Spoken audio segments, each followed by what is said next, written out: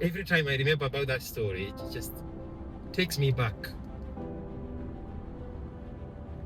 to the difference it makes to be with the right people at the right time, in the right place, with the right ideas and the right intentions. In the little car that we had bought for 750, Geoprism, blue in color, 20 years ago. I'm going to take a detour here. I'm going to turn right here eventually. But I'm going to take a detour here and show you the place where I was with a good couple of clients of mine. I have given this story before. When the man told me of an idea of separating my black car service with the wine tour service. Dutchman is their name, but also they are also called Medosa. I think we are going to see the name Medosa here. And there is a very, very, very good quality Italian restaurant, very authentic. It's called Trattoria Lesigna. I took his advice. I contacted a very smart guy in Kenya, and he made me a very beautiful website. I went to a website. If I get to share the photos, you're going to see a helicopter parked there on the day that we came here. I treasure that photo. We bought a bus online in Florida, a party bus for the wine tour. And then the company in Florida was just selling it, but it was located in Springfield, Missouri. My nephew flew in the evening to Missouri, Springfield, picked up the bus, drove it the whole night from Springfield, Missouri, and he was in Austin at 7 o'clock in the morning. The following day, that bus had been booked by a group of guys that were doing a work, whatever the team building stuff. That very next day, that sucker made $2,500 from that one group of people.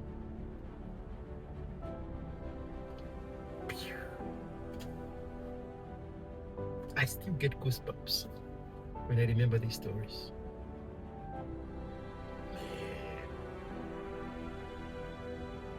Man, we have photos and videos of that bus in private airport tarmac next to private jets with the flags of Korea, with the flags of Switzerland, with the flags of Mexico, with the flags of Japan. Because at the time, and I have given this story before, I chanced on a company that was for sale that was embedded in one of our 5 private airports websites. And as soon as I bought it, we started getting these orders from Britain, orders from Mexico, orders from Korea, orders from Switzerland, orders from Germany. And we were like, what is happening? What is happening? I turned 30, 10 days after I landed here. 2 weeks shy of 30 years. Too late. Too late. And here I am. And you're 22, when you're 23, you're 25, and you have given up. And you have internalized and projected that the solution to your problems is the change of government. I left Kenya 2001. I could have sat there and complained about Moi and single party rule and dictatorship. If you are a man, it's never too late. This message applies to anybody, anywhere on this planet. If you're a young person and you can't afford to live here, then maybe you should not live here. I mean, that is a real thing. I'm having goosebumps even before I explain it. Yeah, I know that we've now grown up in a society that says that you deserve to live where you grew up, but the reality is that the history of America is almost literally the opposite of that. The history of America is you go to a place where there is opportunity. If your country of birth is not working for you, if these are not working for you in America, if these are not working for you in Kenya, if these are not working for you in wherever country you found yourself in, move to a different country. And if the opportunities are limited here and they're not changing, then you really should try to think about other places where you have better opportunities. Fix your life. The people in politics right now, they have taken a similar journey that I have taken to be there, to justify themselves to be there. I encourage you to objectively study the journey of Murkomen, because you see people at the top and the only thing you think you can do is pick up a rock and hit them to dethrone them from the top, but you don't know their journey. Read the story of Murkomen. I have actually written it on one of my posts on X. He came to Kenya and taught law. Now demonize him. Show me your father's achievement. Which class of Nairobi Law School did your father teach? Seriously? These people are there by rights. They have earned the right to be there through sweat and blood and tears. Read the story of Namwaba, Ababu Namwaba, where he came from. His life in America, what he studied, what he practiced in Kenya,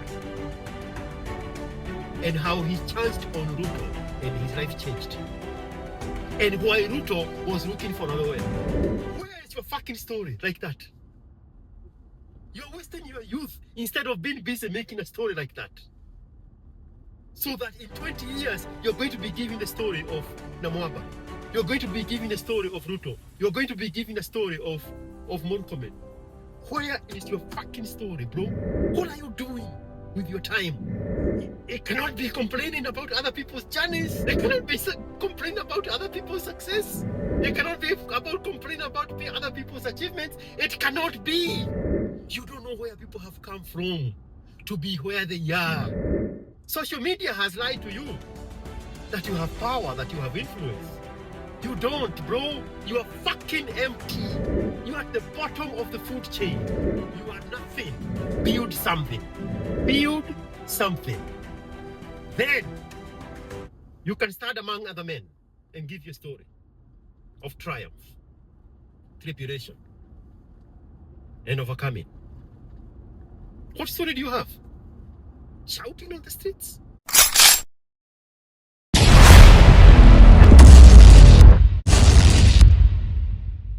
Life is good. Life is good, jolly, jolly. These are great times to be alive. Like literally, these are the best times to be alive. I don't think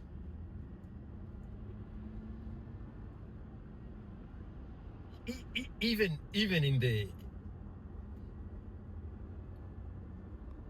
in the Homo erectus days, the discovery of tools and fire, I don't think they had the same excitement as we do now with AI, for example, as we do now with Elon Musk kaboom, except most of the people are not paying attention to it because they are obsessed with TikTok. I don't think there is any time in the history of mankind that there were more interesting, exciting times as the times we are in right now. What a time to be alive. 20 years ago, 20 years ago, we were using telephone booths. Right now, you're asking yourself, what is a telephone booth? Precisely my point. You could not communicate with somebody across town.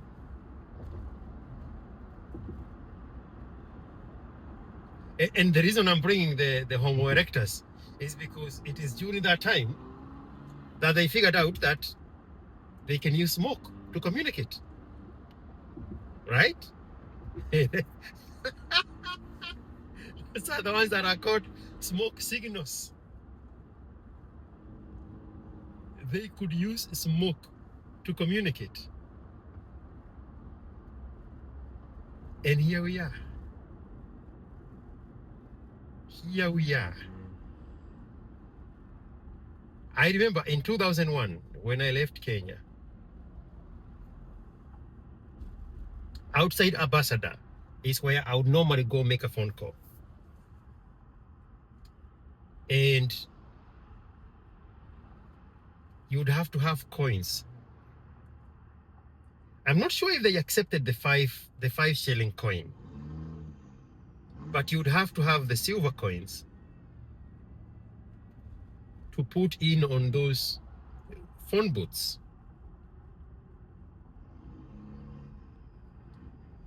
And it would cue you when you are about to run out of coins, and then you would have to feed some more. 20 years ago, we were using telephone booths with fixed cable lines attached from this phone booth to the house, to the office, to the other side of the world.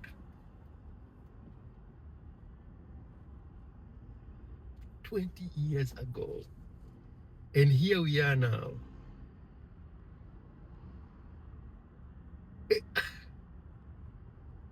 It's unbelievable. And the thing is, most of the young people have grown up in it. They don't appreciate its value. That's why, and we are going to come to that, even this excitement of AI, while it's going to make more millionaires and billionaires than COVID did, the people who are not paying attention to it, especially the continent of Africa, they are going to use AI to make memes, to make funny videos of. I saw one of a lion fighting with a rhino or something, and then they fall off on a cliff. Ha ha ha ha. That is the extent of the brain power. But in the rest of the world, AI is going to revolutionize the way we do things, the way we live our lives, the way we interact, the way we fly, the way we treat our common diseases, the way we do research and iterations, the technology, and the way we make buildings, and the way we make tools of the future. But in the continent of Africa, the only thing we can do with it is to make memes and funny videos. But let's go back to the revolutionary stage of communication. I was pondering this when I was growing up. A little kid, 7, 8 years old. My uncle had a post office box in Maragua, box 1, Maragua. And every so often, he would bring to my grandmother, his sister, mail. And some of this mail would belong to my mom, sent by my dad from Mombasa. It would take a whole month to communicate by mail. Avon mail, I think they would call it. It used to have I think Avon mail by, I don't know what Avon meant. I have no idea what Avon meant. But I remember they used to have those stickers there. And it would have a stamp for 10 cents. King Otore. A tenth of a shilling. And that's how my mom and my father would communicate between the village and Mombasa. 40, 50 years ago. 40 years ago. If there was an emergency, they would use Telegram. Not this Udaku Telegram that you are using on your smartphones. Telegram, you would go to a post office and you fill up a form, a Telegram form, with a message with a maximum of 6 words. Grandpa dead, come home quick. That's it.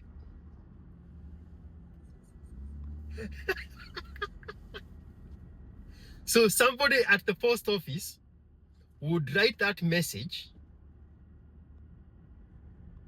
and then you would pay premium for it.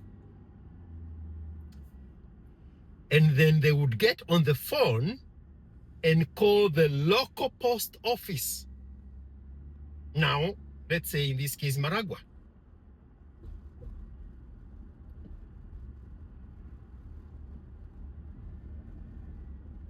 And the local post office would write a card, a telegram card, with the same message. Grandfather dead, come home quickly. And then it would say who sent it and who it's addressed to.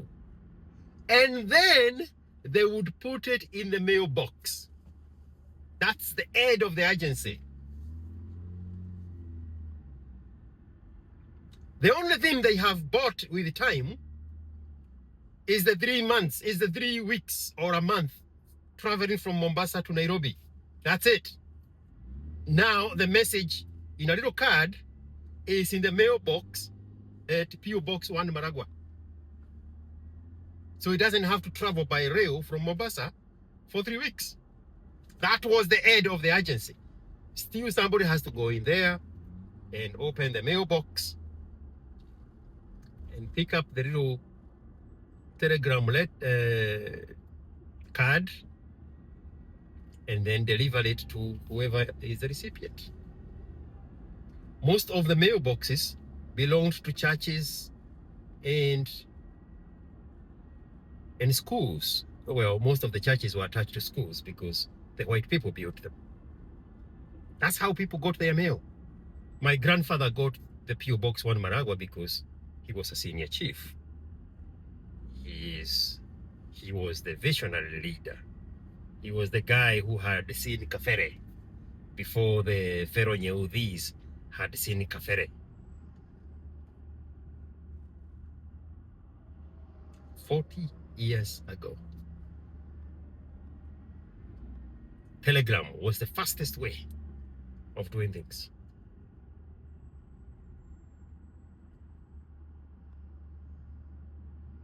Now here we are. This video that I'm making right now, it can get to the world within a second of me finishing this sentence. I can go live, and within a second, anybody anywhere in the world can be watching me in real life and real time. 40 years later.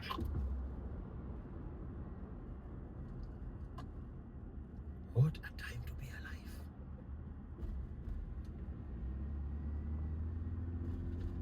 What a time to be alive.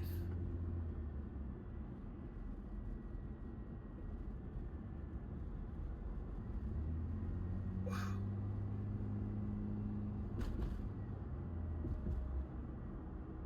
I remember when we advanced from telephones, we came to AOL, America Online. You've got mail. Oh, I skipped the telegram, what was it? The fax generation. A revolution of the British during the war to send messages.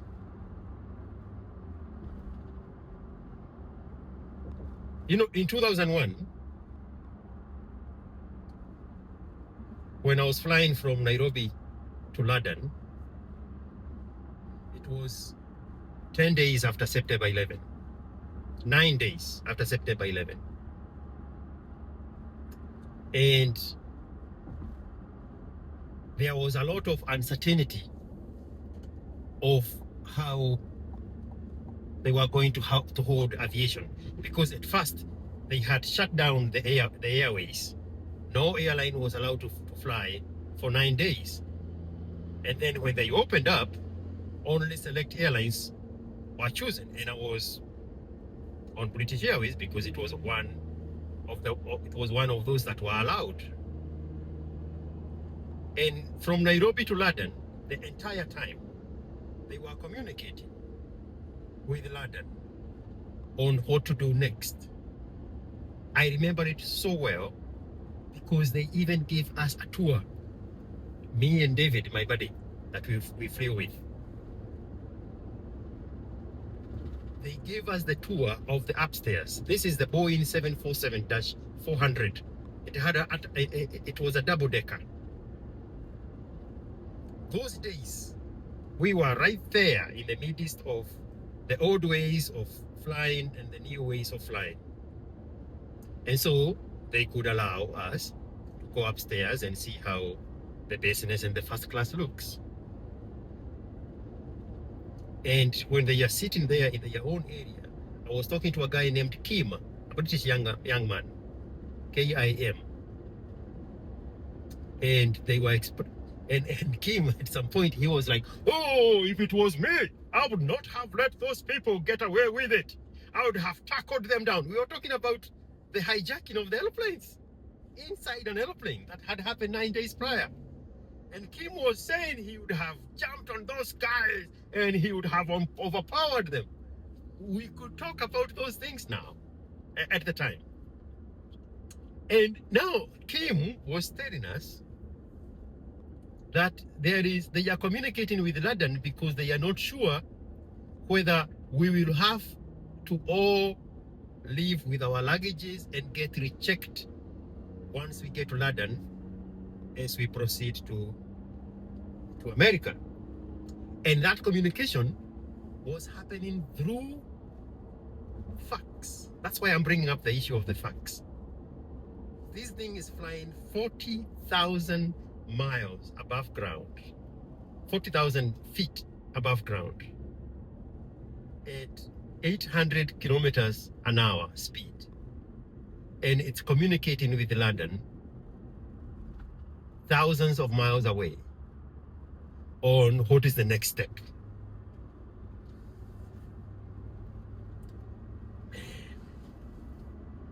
How far we have come as human males, because all this is the doing of the white man. How far we have come with the revolution and the ingenuity of the white male. 40,000 feet in the air. And they are in real-time communication. The fax papers are spitting out of the fax machine inside the airplane at 40,000 feet. Instructions for what to do next.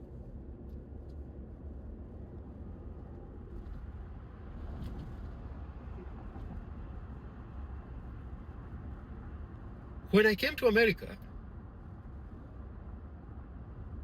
my means of communicating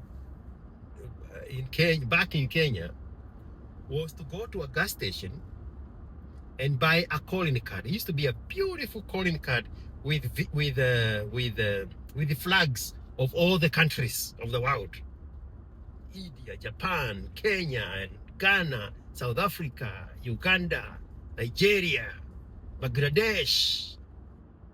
And you'd buy that card for $5, and then you'd scratch in the back, and to give you a barcode, a code, like a 12-digit code.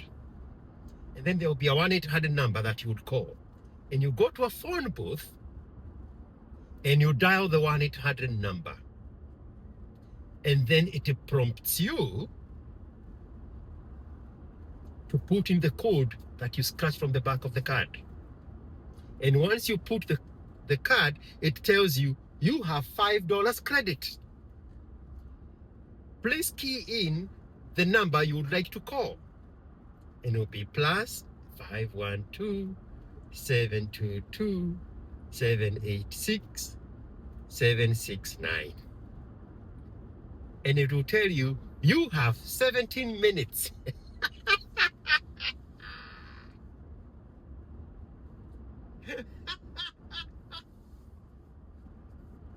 17 minutes. $5. 2001, 2002, 2003. 17 minutes for $5. 20 years ago.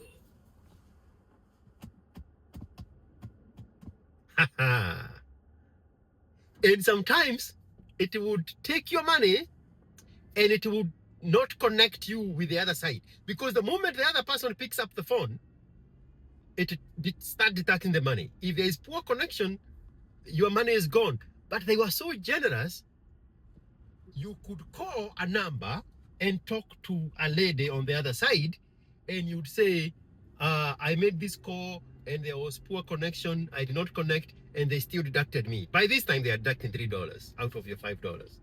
And they would rewind the credit back to $5. House phones,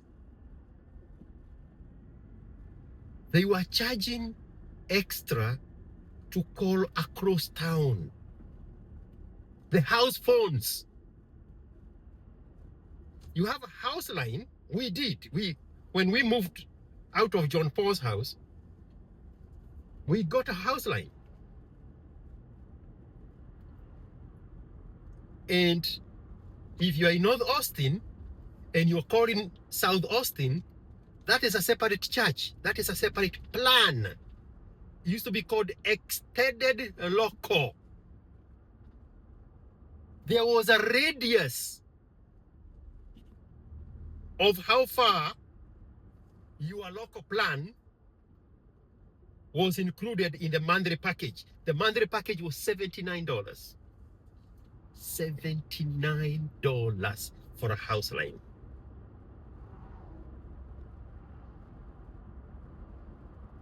And I needed the house line to communicate back home, because I had put a house line at the house so that I can communicate with the family back home. $79. If we called our job in South Austin, that is a separate charge on a separate line, extended local. If you called Dallas, that is out of town. If you called another state, that is a national phone call. So your basic 79 is only for the local. Then the charges keep going up. And it was around that time, 2001, that they started having cordless phones. The phone is fixed in the house, but then you could have a handset that had a small radius that you could walk around with. Good enough to get out of the house and speak, outside the house.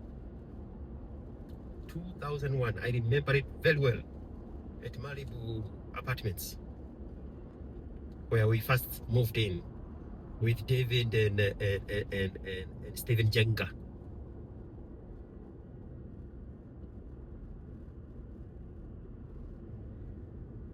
$79 every month. It used to be a company called Southwestern Bell, which was later bought by AT&T and changed its name to AT&T. They would bring you 20 pages of your phone bill with every phone call line by line that you made for the entire month. What number you called, how long the phone call was, and how much was that charge. And now the good thing with the calling card, the $5 calling card, is you would start with the 1-800 number. So 1-800 number was toll free. So that one would be listed there, but it would be a free call. So you have a house phone, but it cannot call Kenya. So you would go and buy the $5 card, and then you would use the house phone and scratch and call the 1-800 number, and then it would connect you with Kenya. Now the credit on the card, that is the one that is being used, the phone is not charging you because the 1-800 number is a toll-free number. But every single number would be listed. Not just the one you called, even the ones that called you. The issue of privacy is the new era fantasy. Every phone number that rang in or out of that phone line would be recorded. Every one of it, including 911.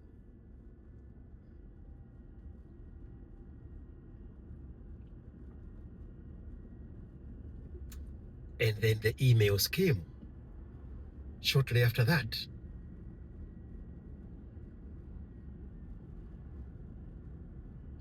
They would send you a CD disc in the mail.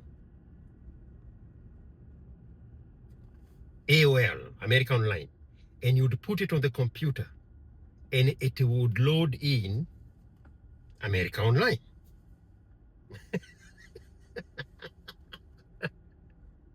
And now you've got mail. Is now on your computer. And now you can communicate using AOL. Where did we move away from there?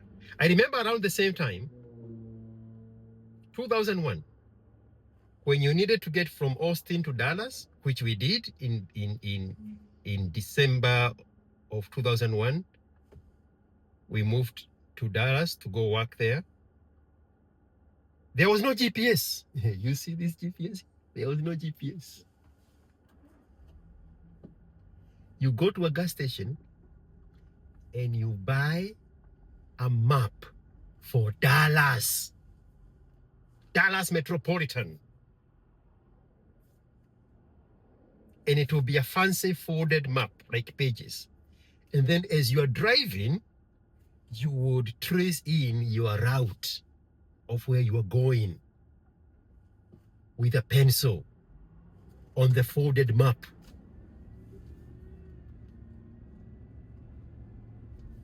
$20 years ago. And they used to be so beautiful and laminated, and they would sell them at the gas station. And so if you're going to Dallas, you buy the one for Dallas. If you're going to San Antonio, you buy the one for San Antonio. If you're going to whatever city, you buy the one for that city.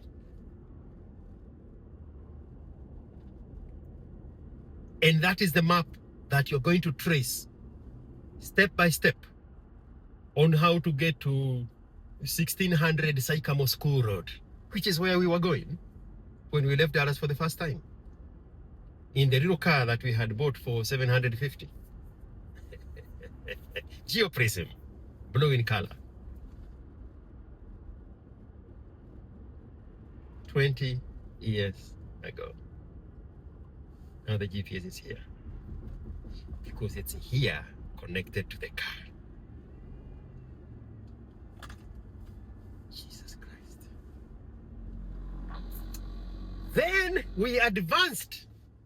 There was a company called Quest Map. And now you could get on the computer,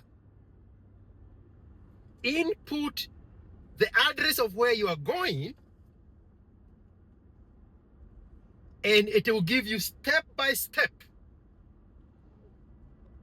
the way it looks like there. This one looks like this because it's connected to the phone. To the car. It would give you step by step, turn by turn, of the direction of where you are going. This is CarPlay. That's why it looks like that, step by step. And then it's interpreted on the screen of the car. So you would print all this in multiple pages of white paper. And then as you drive, you keep eliminating. And that was the best thing that had happened since AOL.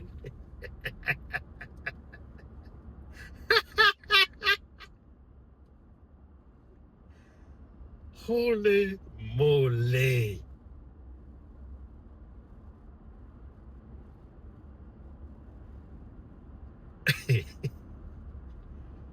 Then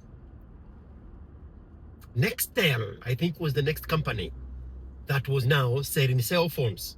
People now was producing cell phones that we could afford. I think it was called Nextel. It was a flip phone.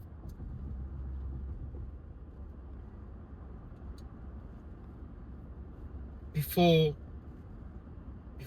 these, what was the name of the company that was killed by Apple? Blackberry. Before Blackberry,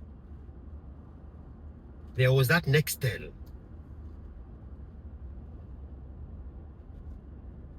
Man.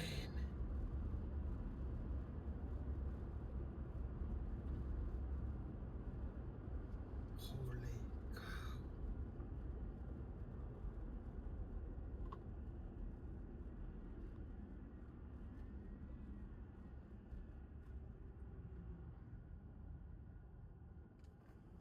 Wait a minute, where are we going?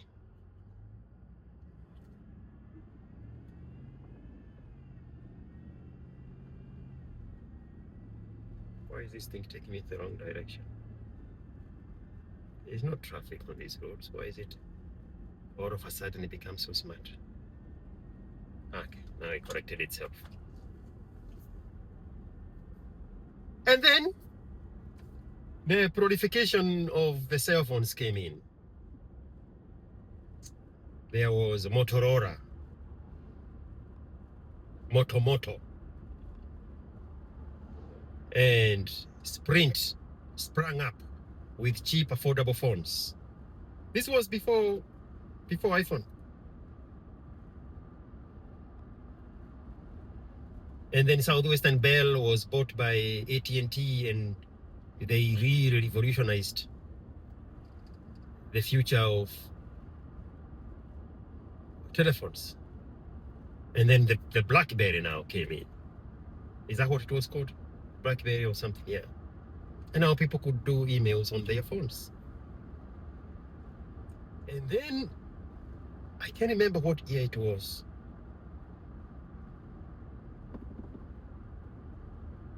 When Yahoo had Yahoo Mail, where people could send text messages inside of the Yahoo ecosystem. It was not an email. It was a Yahoo message. It used to be at the top of the screen.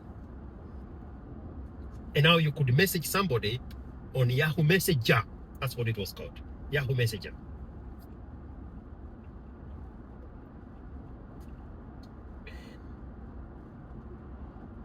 I can't remember what year it was. I'm trying to remember. When WhatsApp came into existence.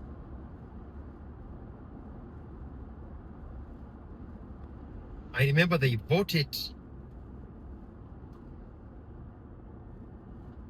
They bought it.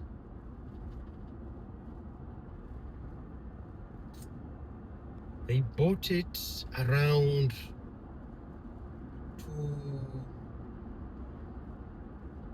2011, 2000, maybe 2012. That's when, maybe I'm wrong. That's when Facebook bought it for 1.6 billion, I think. But it had existed, I think, from some Asian guys long before that. And now, the whole world was literally opened up because of WhatsApp. Now we could send messages for free on WhatsApp across the continents.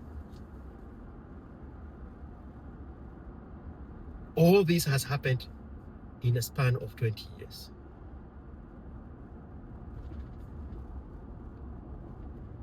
I remember the transition between the scratch card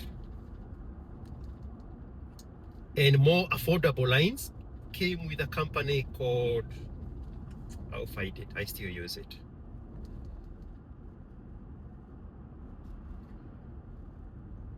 Rebtel. Rebtel is from Switzerland. And the same $5 that would give us 17 minutes on Rebtel, it was 57 minutes or something like that for 5 minutes. Because I remember for $10, it's like 127. Rebtel revolutionized international calling. And there are so many other calling cards that you could buy in Indian stores and Allahu Akbar stores. But Rebtel came with, now you could download an app and you buy credit inside of their ecosystem, and you could use your phone, and the Rebtel would assign a local number, like now, Austin 512 number, to my mom.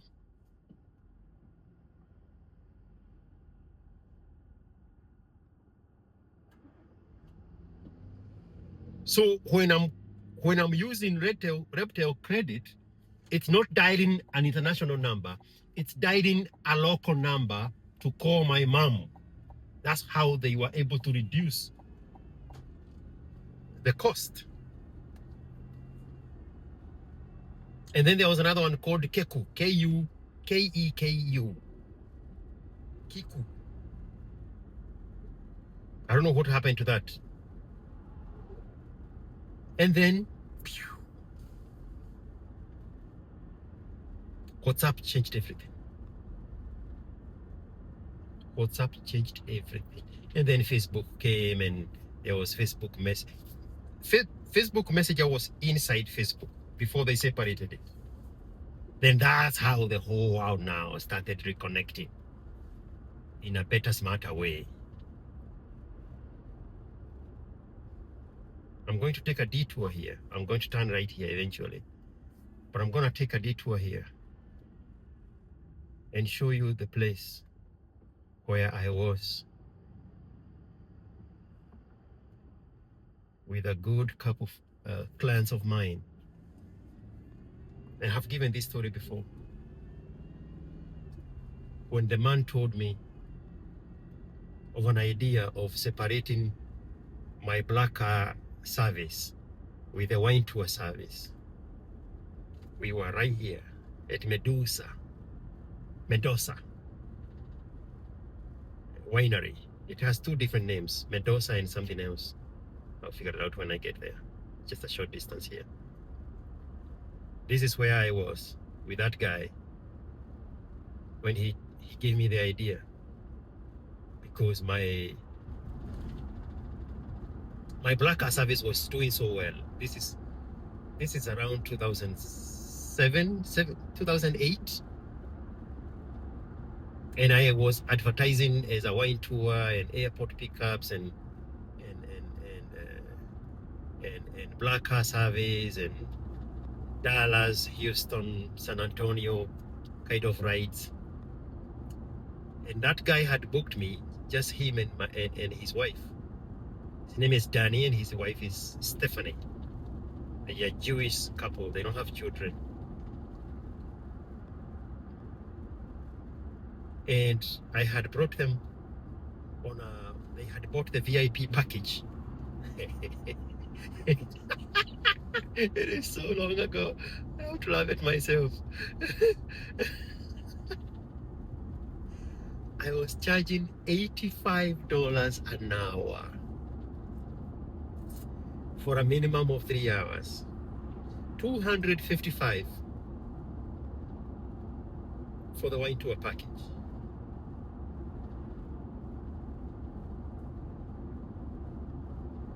And they had bought that package, and they just we went to the one around the corner, right the turn where we came. All this area here is winery country. We went to one up there. They didn't like it very much. It's a very smaller one. I can't remember their name right now. The owner have sent me a lot of business. This is the place we are going to. Dutchman is their name, but also they are also called Mendoza. I think we are going to see the name Mendoza here. So Dutchman, there should be a name Mendoza somewhere. They have two different names, and this is their winery. It's off season, and we had come here, and there is a very, very, very good quality Italian restaurant, very authentic.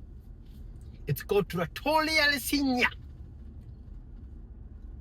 And in between the wine tasting, we got in there and we were eating a very beautiful meal. And that's when the idea came up.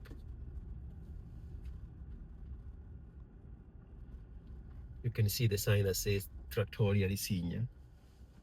And the Trattoria Lesigna is here. I have numerous videos and photos of my tours here with multiple customers. That is the little fancy restaurant. Beautiful spot. Very authentic. And we were in there at this spot when the guy gave me the idea. And he told me, why don't you separate your black car service and create a whole new entity for the wine tour? Call it whatever you want to call it, but sell it as a standalone. Hey, Buraza. Let me see if there's something else to see around here. I took his advice. I contacted a very smart guy in Kenya, and he made me a very beautiful website, a wine tour website. If I get to share the photos, you're going to see a helicopter parked there on the day that we came here with this guy. I treasure that photo. I was with them the other day. They had moved. They had lived in Mexico, in Cancun, for close to 2 years, and they had moved, and they had come here, and they had settled here for a while, and then they were moving back to Florida. I was making fun at them and I was asking them, are you guys CIA? They have children and they live abroad and they live in these offshoot areas. It is not very clear what they do. Very nice couple. Very, very, very nice couple. That's where we are. When the idea came. So, I contacted this guy, a Luo guy in Kenya. And I gave him the ideas of what I wanted for a wine tour company. And we were copying a very, very popular wine tour company that was in existence at the time for 12 years. So we were stealing every one of the ideas, including the logo and the language. And this guy made me the best website I have ever seen. My own, the second website. It had pictures, it had videos, it had testimonials, it had people talking, people enjoying wine tours, numerous content. Numerous content was fitted in there. And then we attached it to a Facebook and an Instagram page accounts. Oh man, in 18 months, that sucker was making more money than the original company. Ingenious idea from Danny. We still talk about it to date. I still have that photo where we took with his wife. And he was telling me when I met them the other day that on the smart TV, when it's on sleep mode, some pictures, float around, and that same photo is one of the photos that float around when the smart TV is on sleep mode. Beautiful times. Beautiful times. Beautiful times. Man.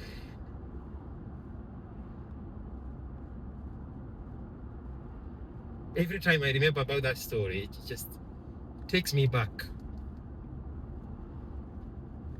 to the difference it makes to be with the right people at the right time, in the right place, with the right ideas and the right intentions.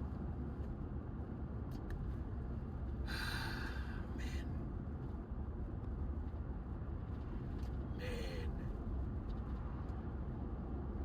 I could not believe it. I could not believe the kind of growth that was happening. This is around 2018. We bought a bus online in Florida, a party bus for the wine tour. And then the company in Florida was just selling it, but it was located in Springfield, Missouri. My nephew flew in the evening to Missouri, Springfield. They had left the bus outside and the keys. And he took an Uber from the airport, went to Springfield, picked up the bus, drove it the whole night from Springfield, Missouri. And he was in Austin at 7 o'clock in the morning. The following day, that bus had been booked by a group of guys that were doing a work, whatever the team building stuff.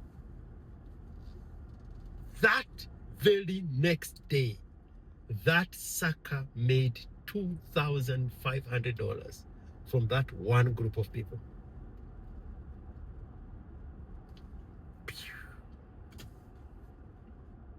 I still get goosebumps when I remember these stories. Yeah.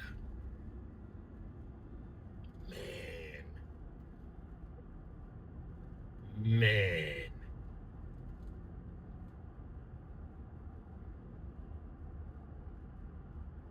Man.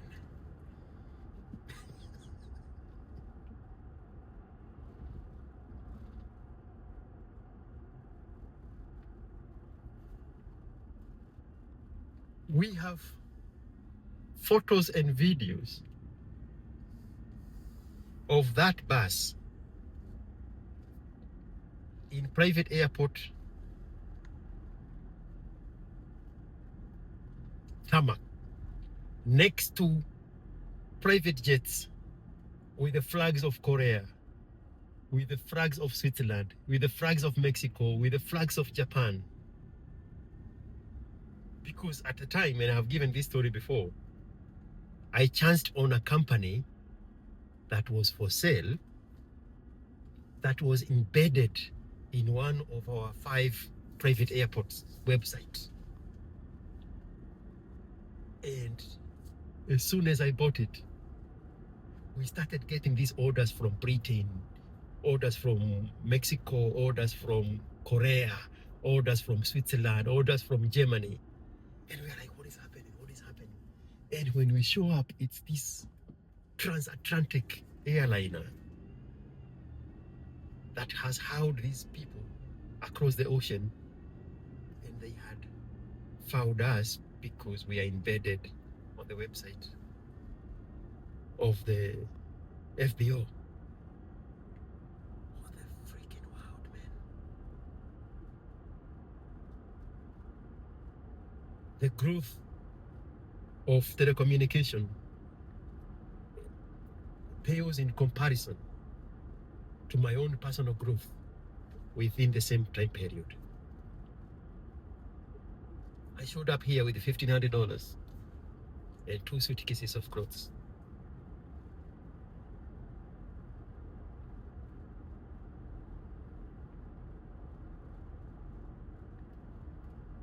I turned 30 10 days after I landed here.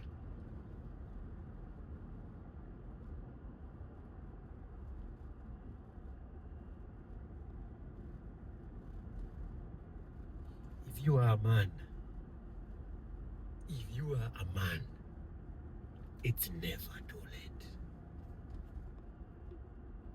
There was a video that I think it was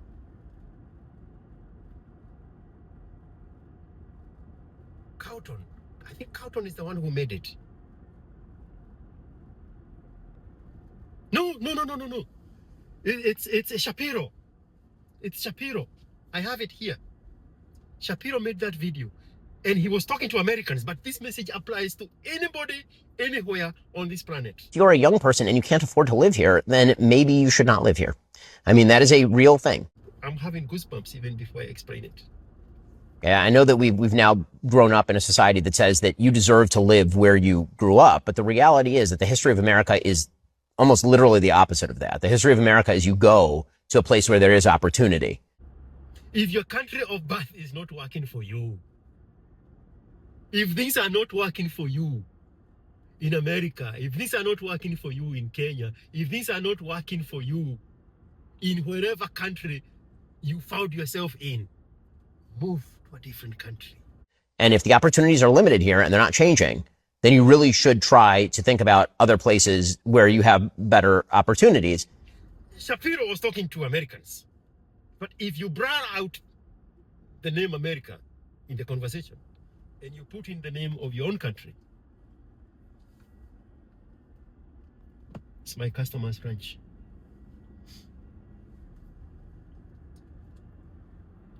That message is yours. You as a man, you are not cemented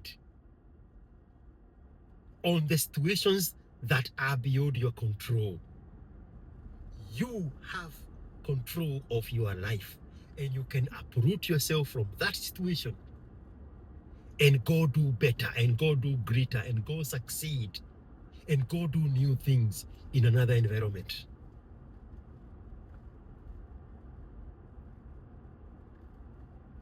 "30 years old, 10 days shy of 2 weeks shy of 30 years when I left Kenya. 2 weeks shy of 30 years. Too late. Too late. And here I am. And you're 22, when you're 23, you're 25, and you have given up. And you have internalized and projected that the solution to your problems is the change of government. I left Kenya 2001. I could have sat there and complained about Moi and single party rule and dictatorship.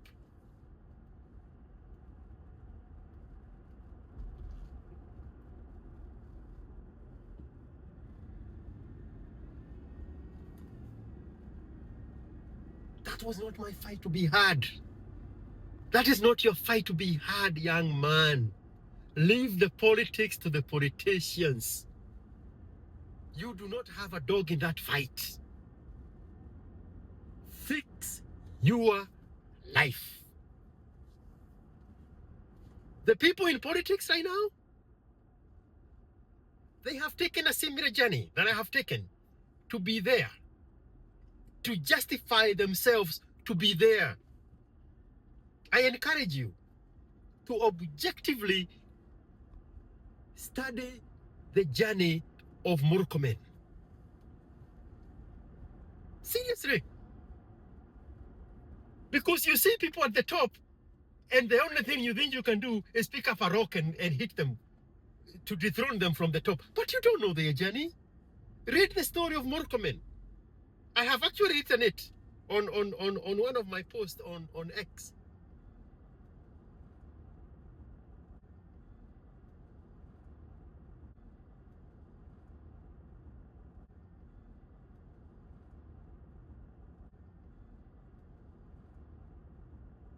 Murkomen had to change primary schools and miss a grade to be accepted in that other school. Then he got a scholarship to study in South Africa. And he got a scholarship to study in America, to be a lawyer. He came to Kenya and taught law. Now demonize him. Show me your father's achievement. Which class of Nairobi Law School did your father teach? Seriously? Which year did your father teach law at Nairobi University?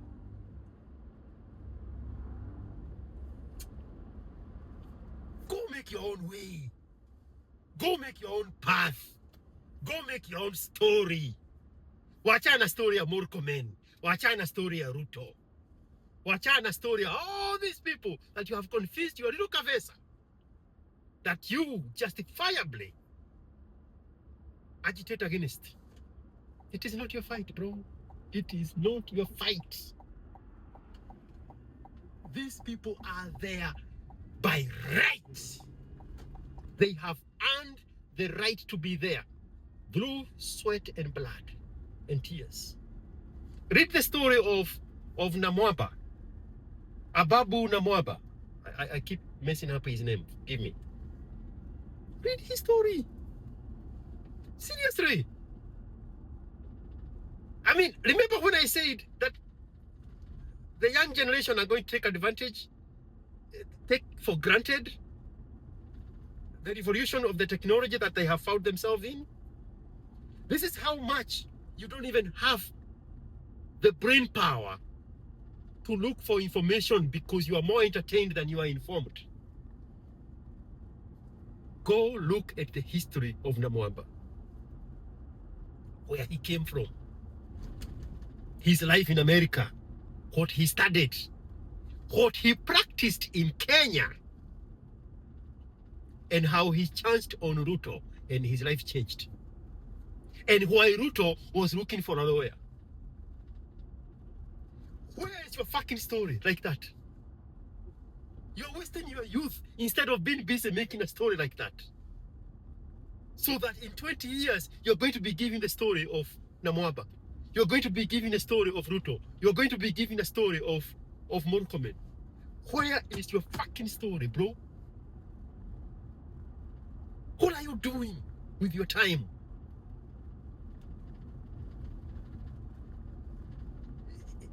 It cannot be complaining about other people's journeys.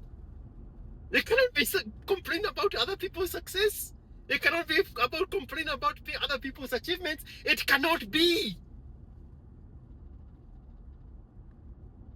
I don't know who handed you that curse, but you need to forgive them. And you need to chart your own way. Paradigm shift. Man, you don't know where people have come from to be where they are. It is not your place. You don't have what it takes. Social media has lied to you that you have power, that you have influence. You don't, bro. You are fucking empty. You are at the bottom of the food chain. You are nothing. Literal nothing. Build something. Build something. Then you can stand among other men and give your story of triumph, tribulation, and overcoming. What story do you have? Shouting on the streets? That is your story? Look up my story when I was talking about when I was 19 years old, joining Moite and Orengo at Ihora Stadium, screaming for multi-party democracy. What was in there for me?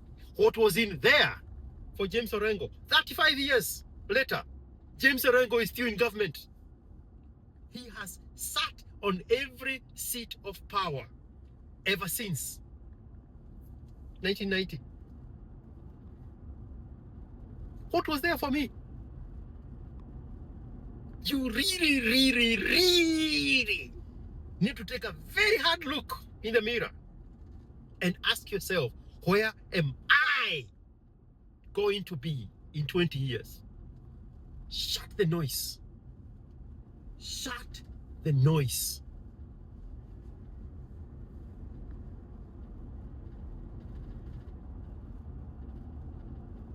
The speed at which this world is going, which way is where we started. The speed at which this world is going in technology, in biochemistry, in medical research, in weapon research. You cannot afford to be left behind, bro. What excuse are you going to give? What excuse? Like, seriously. What is it you don't have? The information is in your fingertips.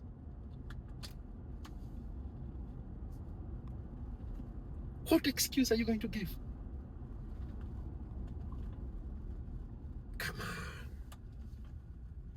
Come on.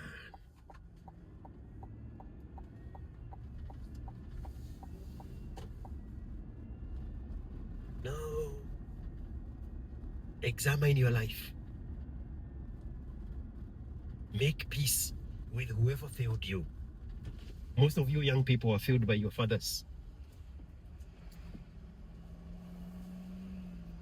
Most of you were failed by your fathers. Make peace with that stage of your life and say you cannot fix what has been, but you can chart a new path of what should be. Do that.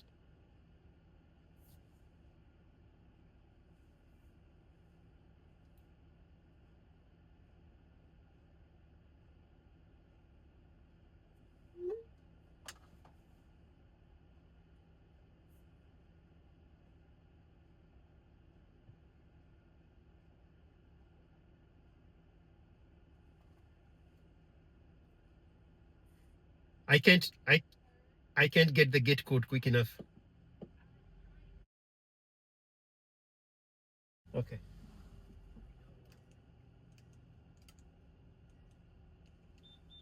It is working. All right. Take care.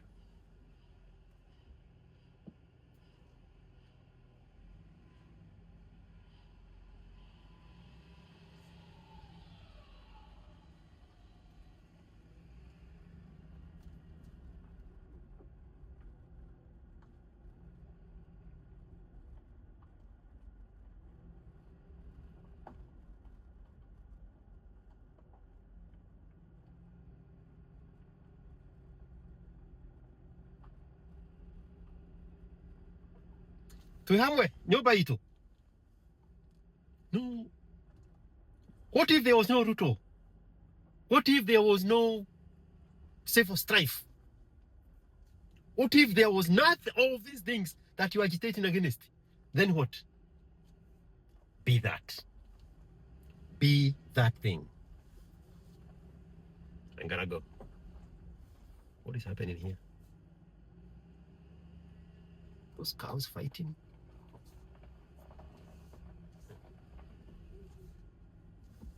I brought that cow from Oklahoma, the black one. I brought that one from Oklahoma. Right. Look at it now.